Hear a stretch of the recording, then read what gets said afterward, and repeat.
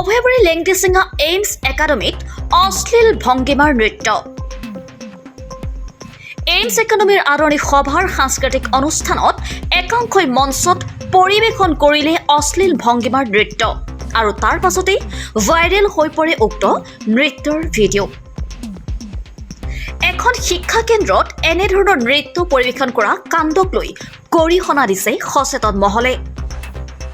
শিক্ষক শিক্ষয়িত্ৰী আৰু ছাত্ৰ ছাত্ৰীৰ সন্মুখত এনেধৰণৰ নৃত্য পৰিৱেশন কৰাৰ মুহূৰ্তত বন্ধ কৰাৰ পৰিৱৰ্তে কৰ্তৃপক্ষই কোনো ধৰণৰ ব্যৱস্থা গ্ৰহণ নকৰিলে এক প্ৰকাৰ সমৰ্থন কৰা পৰিলক্ষিত হ'ল। অসমৰ কলা সংস্কৃতিক বিনষ্ট কৰি বিদ্যালয়ৰ সাংস্কৃতিক অনুষ্ঠানত এনেধৰণৰ অশ্লীল ভংগীমাৰে নৃত্য পৰিৱেশন কৰা কিমান যুক্তিসংগত, সেয়া এক গুৰুত্বপূৰ্ণ প্ৰশ্ন। News desk reporter live Assam. যোৱা 20 আগষ্টত লেংটিচিঙাত যিখন এইমছ একাডেমী আছে, সেই এইমছ একাডেমীৰ প্ৰতিষ্ঠা দিৱস আছিল। সেই দিৱসত তাতে এটা অশ্লীল ভিডিঅ' ল'ৰাসকলে কৰিছে বা যিটো প্ৰগ্ৰাম আছিল, সেই প্ৰগ্ৰামত অশ্লীলভাৱে যি কাণ্ড হৈছে সেই কাণ্ড আমি চাইছোঁ। সেই অশ্লীল ভিডিঅ' যিটো আছে, এটা বিদ্যালয় কৰ্তৃপক্ষই এনেকুৱা অনুষ্ঠান পাতি এনেকুৱা অশ্লীল ভিডিঅ' বা এনেকুৱা অশ্লীল ডেন্স তাতে হ'বলৈ দিছে, এইটো অতি দুৰ্ভাগ্যজনক কথা। ইয়াক আমি সচেতন নাগৰিক হিচাপে গৰিহণা দিছোঁ।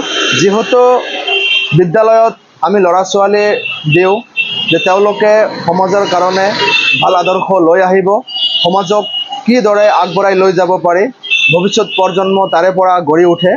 সেই হিচাপত তাতে যিখন কাৰ্যকলাপ হৈছে, সেই কাৰ্যকলাপক আমি অতি নিন্দা জনাইছোঁ আৰু কৰ্তৃপক্ষক দাবী জনাইছোঁ যে এনেকুৱা ঘটনা যাতে অনাগত দিনত নহয়।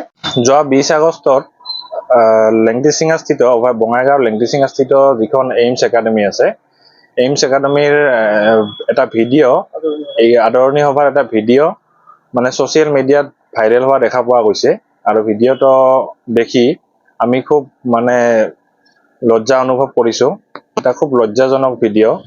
আচলতে এখন উঠি অহা শিক্ষা অনুষ্ঠান এইমছ একাডেমী আমি সকলোৱে জানো লেংটিচিঙাৰ ভালদৰে চলি আছে, কিন্তু এনেকুৱা ধৰণৰ ভিডিঅ' আচলতে ভাইৰেল হ'ব নালাগিছিল।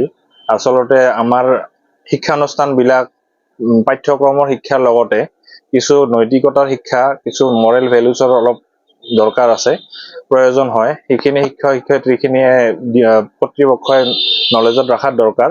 আৰু বস্তুখিনি এনেকুৱা ধৰণৰ এটা বিকৃত ভিডিঅ', এনেকুৱা ধৰণৰ ভিডিঅ' এটা সিহঁতে পৰিৱেশন কৰিছে, এইটো খুব লজ্জাজনক আৰু দুৰ্ভাগ্যজনক বুলি ভাবোঁ। কাৰণ এনেকুৱা এটা আদৰণি সভাত এটা এনেকুৱা ভিডিঅ' আচলতে পৰিৱেশন হ'ব নালাগে। আৰু এইবিলাক যেতিয়া ছাত্ৰ ছাত্ৰীয়ে প্ৰিপেৰেশ্যন কৰি থাকে, আচলতে কৰ্তৃপক্ষ বা শিক্ষক শিক্ষয়িত্ৰীয়ে সেই বস্তুখিনি পৰ্যবেক্ষণ কৰাৰ খুব প্ৰয়োজন। Reporter live.